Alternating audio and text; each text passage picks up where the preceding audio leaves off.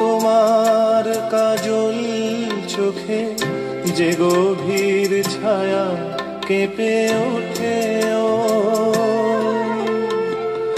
তোমার আধারে ওগো যে হাসির মধু মায়া ফোটে, ও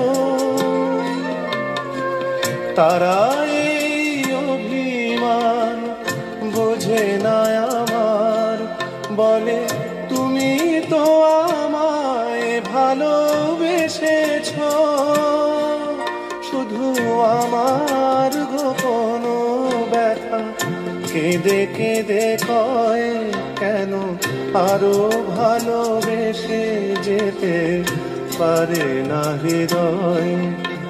আমি এত যে তোমায় ভালোবেসেছি।